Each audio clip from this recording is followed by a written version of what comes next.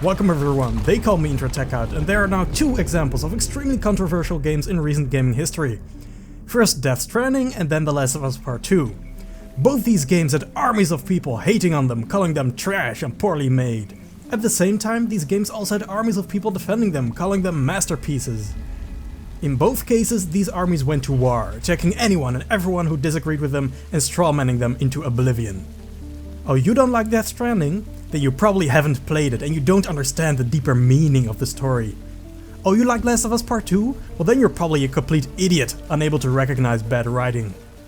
Online discourse in both cases erupted into pure toxicity, and I'm honestly blown away that very few people seem to be able to remove themselves from the discussion, fly up into the sky, look down and see the bigger picture.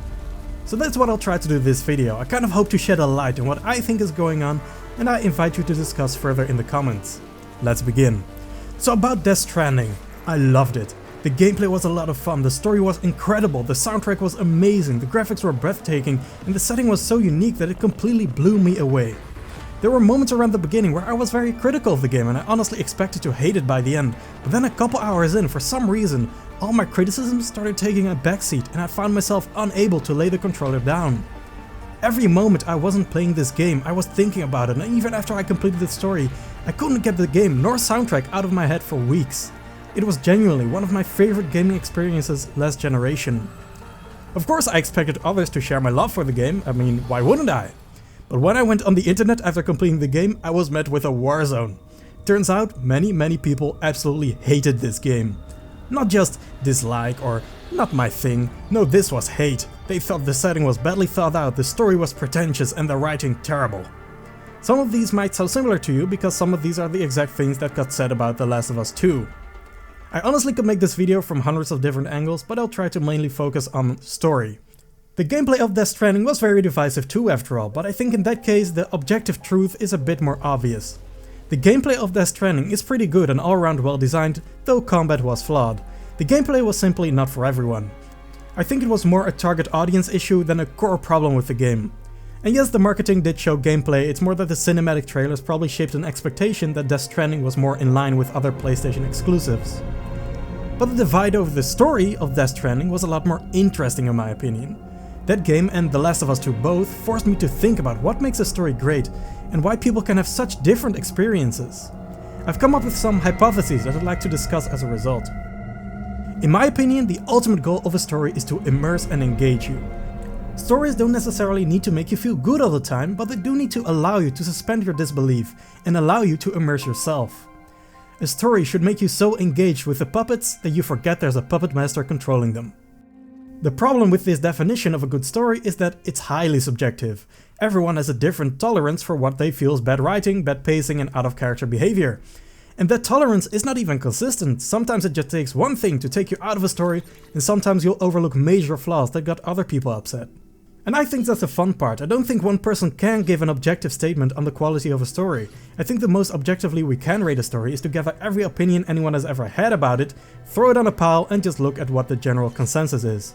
Or maybe not all opinions, but at least the opinions of the people at which the product was aimed in the first place. Because how else can we objectively rate a story? By counting all the plot holes in it? Well, no lore is infinite and plenty of popular stories have had plenty of holes poked into them afterwards, so no. By rating the performances of the actors, well, how do you rate the performance of an actor?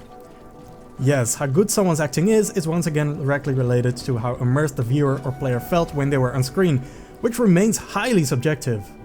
And because I define good stories in this way, I also take huge issue with the word overrated. Not with underrated, because that word is mainly used to describe games that were good but didn't sell well or flew under the radar. Overrated, however, is a paradox. It literally doesn't fit together with my definition of an objective rating. If 99% of people love a certain game and consider it one of the best ever made, then in my opinion that simple fact is as close to an objective rating as you can get. Something cannot be overrated if most people agree with a high rating. But yeah, everyone knows this instinctually by now, but the word overrated is mainly just used as an insult to people who enjoyed something. To basically say, hey, I know 99% of people enjoyed this game, but I don't agree with them and my opinion is worth more than all those players combined. But how does all of this explain the divisiveness of the stories of Death Stranding and Last of Us 2? Well, here's what I think. I think of immersion in stories like driving down Mount Chiliad in GTA 5. If you make multiple different people drive down that mountain one by one, Not all of them will have the same experience.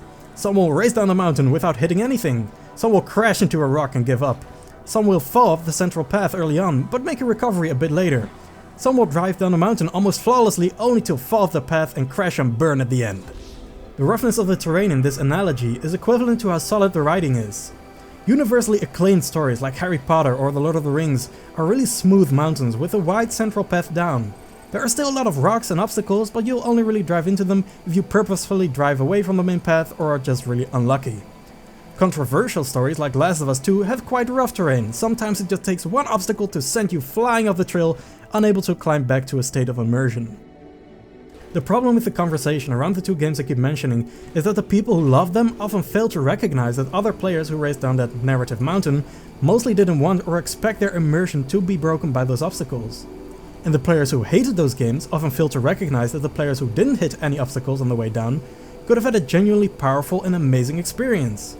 The fact that everyone keeps strawmanning the arguments of the people on the other side, saying they didn't enjoy the game because they're immature crybabies, saying those who love it are dumb casuals, these are all symptoms of players unable or unwilling to empathize with those around them. I love the story of Death Stranding. It's one of the most powerful stories and especially endings I've ever had the pleasure to experience, but I can still see why someone would dislike it. The problem with the story is mainly the writing. There are a lot of corny moments in the game. The game relies heavily on symbolic stuff that doesn't really mean much in the end. There's a seemingly endless amount of exposition dumps. But the thing is, whenever I encountered one of these immersion-breaking moments, my suspension of disbelief would at most be ruined for a couple seconds and then return immediately after, stronger than ever. I was just able to shrug these things off and my experience ended up being amazing because of it. But some people encountered some of the questionable writing in Death Stranding and were not able to return. Maybe they heard some cringy dialogue, maybe their suspension of disbelief was broken by an unrealistic event. Whatever it was, it sent them to the path of skepticism, a path that's really hard to return from. I did not experience this effect with Death Stranding, but I fully understand why many others did. If you want to see an example of this happening in real time, you can watch this internal dialogue unfold in the last couple parts of Jacksepticeye's playthrough of Death Stranding. I watched some of his playthrough after I completed the game because at the time he was pretty much the only one on YouTube who was that far into the game, and I wanted to see what other people thought of specific moments. You could tell Jack really enjoyed the game up until episode 9. I mean, he was reading through all the interviews and other text, just like me actually, and he was literally taking notes to try to understand as much of the game in the world as possible. But then, over the course of episode 10, you could see the seeds of doubt getting planted because new, more confusing and contradicting information kept being presented. The moment where he officially disconnected with the game and got on the path of skepticism, like I said, you can't really return from that, was in the last cutscene of episode 11.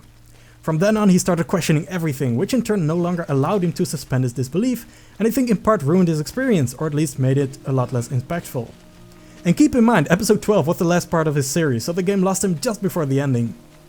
In the case of Last of Us 2, there are also plenty of moments that will fling people off the mountain unable to climb back to a state of immersion. In the first few hours of that game, there's already an event that's so shocking that most players will catch a glimpse of the puppet master controlling it all, whether they want to or not, whether they agree with the decision or not. Half of the players recovered from this and were able to suspend their disbelief immediately after or later in the game, but the other half of the players kept hitting new obstacles on the way back to this immersion. They kept noticing the puppet master everywhere. This is the idea of the path of skepticism. You are no longer a participant in the story. Instead, you're looking from the outside in, constantly thinking about the writing, constantly trying to form an opinion on events that happen, trying to predict the story, constantly looking for plot holes and inconsistencies. I think it's important for everyone to recognize that this pattern exists and can ruin stories for some people. Saying that they just didn't enjoy something for some arbitrary reason that happens to make it real easy for you to belittle and attack them is just a real cheap and mean way to disregard someone's genuine experience. And I see this really often. Anytime someone starts a sentence with, "This might be controversial, but I think the people who liked this game are just ... you can almost guarantee that it's a complete overgeneralization that casts the person writing it in the best light while making the person on the opposite end look like immature idiots. But while all of this explains why people might disagree on stories, it doesn't actually fully explain why people are fighting about it. The actual core of the issue, I believe to be, is that people care too much about being right. Everyone wants to believe they have the right opinion, the factual opinion, the opinion that isn't even an opinion but objective fact. When you take that stance, people who disagree with you will seem downright irrational. How can they not see the truth when you lay all the evidence right in front of them? Here's where we get to internet fights, because people want everyone to agree with them so they can feel good about themselves. Not much wrong with that, that's a flaw we all share, but the thing is, the best way to get support sometimes is to become extreme, to loudly exclaim, "Hey, you see those guys? Look how wrong they are, look how dumb they are, come side with me, the side that doesn't consist of fools." I also partially blame YouTubers for sustaining this culture of division. So many reviewers and commentary channels have made videos leaning one way or the other when it comes to Death Stranding and Last of Us without discussing this very important topic. I always cringe when I see a comment like, "This is why I respect this YouTuber, they always tell the truth, unlike all the paid off reviews." I think most people tell the truth, and the fact is, some people genuinely like these games and some genuinely didn't. There are also plenty of channels that thrive on the hate and division that some games cause. Out of interest I counted, and one specific channel had posted like 20 videos in 2 weeks hating on The Last of Us when it came out, and the comments were filled with people hating on it too. If you like watching these kinds of videos, I legit won't judge you, but I do need to warn you, please try to stay true to yourself. It's so easy to get swept up in this negativity when you have multiple videos and thousands of comments supporting your opinion every day that you sometimes need to take a step back to reassess the situation. Do you actually agree with what's being said? Are the videos or comments trying to make you hate a certain group? Are they playing on your emotions to make you more riled up than you should be? This 100% counts for all sides on these kinds of debates. But now I've explained all of this, you might have a couple questions. I said earlier in this video that in my opinion the objective quality of a story, and maybe the objective quality of anything, is a culmination of every opinion anyone has ever had about it, making it essentially pointless to review and criticize, right? Does this mean we should stop reviewing games and discussing them if everything is so subjective? Not really. Don't forget that Last of Us 2 and Death Stranding are outliers, not the norm. In most situations, most people actually do agree on the quality of a product. Sure, there are some who dislike The Witcher 3, and I don't think they're wrong for their opinions, but if most people found it to be amazing, there has to be something to it. And while you may never fully know if you'll like a game from beforehand, watching a review will almost certainly give you an idea, because like I just said, most of us will agree on most things about most games. That leaves one question remaining. What exactly is it about games like Last of Us 2 that separates them from most games? Well, here's where I'll need you to stay open-minded.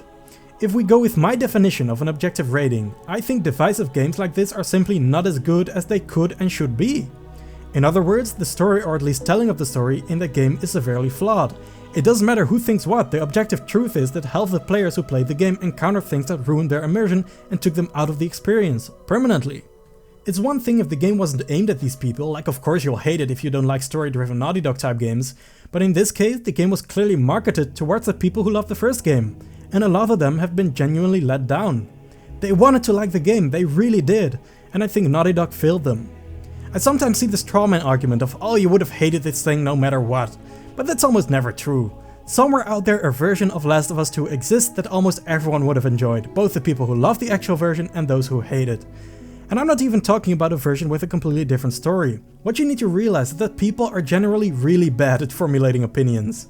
So while there may be a lot of underlying reasons why someone doesn't like a story, those reasons are not what you'll hear in the surface level arguments they'll make. Figuring out the actual opinions of people often requires you to ask them questions or put yourself in their shoes and think from there.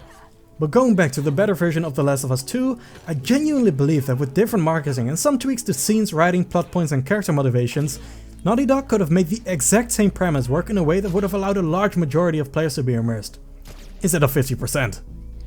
The same thing counts for Death Stranding. Once again, I love the game's story, but I'm not a fan of it to the point where you'll hear me say I wouldn't have accepted anything else and everyone who disliked it just didn't understand it. Death Stranding 2 could have had a near universally loved story if the writing was more solid and some things were left out or changed. Even if you enjoyed these games, wouldn't you rather want a version that everyone loved as much as you did? But I've talked for long enough. To conclude, stories are highly subjective, and if you hated one, there's pretty much nothing you can do to convince someone who liked it that it's bad. At the same time, if you liked a story, there's pretty much nothing you can do to convince someone who hated it that it's good. What both sides should often be able to agree on is that it could have been better. And if that isn't possible, the least I hope for is that people are able to understand what mechanisms can result in people getting a completely different experience than them. You don't have to agree with it in the slightest, but you should at least be able to acknowledge that someone with no ill intent or secret agenda could have had a profoundly different experience. Sometimes some of us just interpret things differently. One person might feel that a particular action was out of character, and another person might have come up with an explanation in the moment, allowing them to immediately move on. One person might find a particular story point emotional, captivating, and another person might find that exact same moment manipulative, forced and immersion breaking. These different interpretations are no result of some being more intelligent than others, they're no result of some being more open-minded than others, and they're certainly no result of some people being better than others. It's just the result of people being different and thinking different on both a conscious and subconscious level. We view life through remarkably different lenses, shaped by our environments, and I hope that the internet will realize that someday. Thank you very much for watching, and I'll see you around. Do subscribe if you ever want to find my channel back again.